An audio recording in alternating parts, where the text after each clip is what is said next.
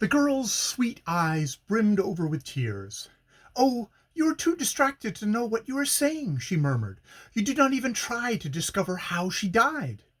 "That is easy enough to guess," I answered quickly, and I took up a small, dark-colored bottle labeled "Poison," which I had already perceived on the toilet table. "This is uncorked and empty. What it contained I do not know, but there must be an inquest, of course. People must be allowed to make money for themselves out of her ladyship's rash act. And see there." Here I pointed to some loose sheets of notepaper covered with writing, and partially concealed by a flimsy lace handkerchief, which had evidently been hastily thrown across them, and a pen and inkstand close by. "There is some admirable reading prepared for me, doubtless. The last message from the beloved dead is sacred.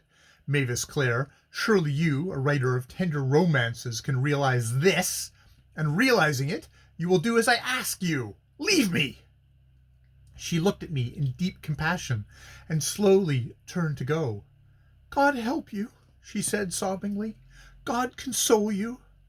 At this, some demon in me broke loose, and springing to her side, I caught her hands in mine. "Do not dare to talk of God," I said in passionate accents. "Not in this room, not in that presence. Why should you call curses down upon me? The help of God means punishment. The consolations of God are terrible. For strength must acknowledge itself weak before he will help it, and a heart must be broken before he will console it. What do I say? I believe in no God. I believe in unknown force that encompasses me and hunts me down to the grave, but nothing more. She thought as I do, and with reason, for what has God done for her? She was made evil from the first, a born snare of Satan. Something caught my breath here. I stopped, unable to utter another word. Mavis stared at me, affrighted, and I stared back again. "What is it?" she whispered alarmedly. I struggled to speak. Finally, with difficulty, I answered her. "Nothing!" And I motioned her away with a gesture of entreaty. The expression of my face must have startled or intimidated her, I fancy, for she retreated hastily, and I watched her disappearing as if she were the phantom of a dream.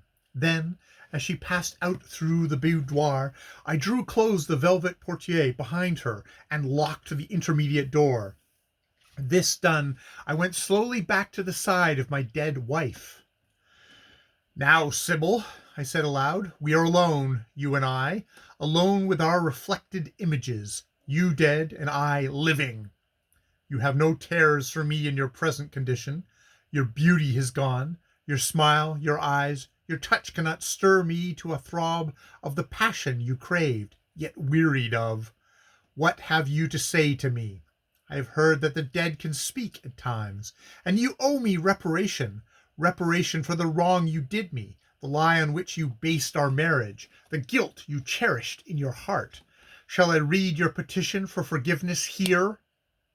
And I gathered up the written sheets of notepaper in one hand, feeling them rather than seeing them, for my eyes were fixed on the pallid corpse in its rose silk negligee, and jewels that gazed at itself so perniciously in the shining mirror. I drew a chair close to it and sat down, observing likewise the reflection of my own haggard face in the glass beside that of the self-murdered woman. Turning presently, I began to scrutinize my immovable companion more closely, and perceived that she was very lightly clothed. Under the silk peignoir there was only a flowing white garment of soft, fine material, lavishly embroidered, through which the statuesque contour of her rigid limbs could be distinctly seen. Stooping, I felt her heart. I knew it was pulseless, yet I half imagined I should feel its beat. As I withdrew my hand, something scaly and glistening caught my eye, and, looking, I perceived Lucio's marriage gift circling her waist, the flexible emerald snake with its diamond crest and ruby eyes. It fascinated me. Coiled round that dead body, it seemed alive and sentient. If it had lifted its glittering head and hissed at me, I should have scarcely have been surprised. I sat back for a moment in my chair, almost as rigid as the corpse beside me. I stared again, as the corpse stared always, into the mirror which pictured us both. We twain in one, as the sentimentalists aver of wedded folk, though in truth it often happens that there are no two creatures in the world more widely separated than wife and husband. I heard stealthy movements and suppressed whispers in the passage outside, and guessed that some of the servants were there watching and waiting. But I cared nothing for that. I was absorbed in the ghastly night interview I had planned for myself, and I so entered into the spirit of the thing that I turned on all the electric lamps in the room, besides lighting two tall clusters of shaded candles on either side of the toilet table. When all the surroundings were thus rendered as brilliant as possible, so that the corpse looked more livid and ghastly by comparison, I seated myself once more and prepared to read the last message of the dead. "Now, Sybil," I muttered, leaning forward a little, and noting with a morbid interest that the jaws of the corpse had relaxed a little within the last few minutes, and that the smile on the face was therefore more hideous. "Confess your sins, for I am here to listen. Such dumb, impressive eloquence as yours deserves attention."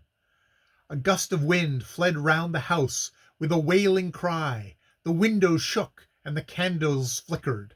I waited till every sound had died away, and then, with a glance at my dead wife, under the sudden impression that she had heard what I had said and knew what I was doing, I began to read. End of chapter 34 of The Srrws of Satan.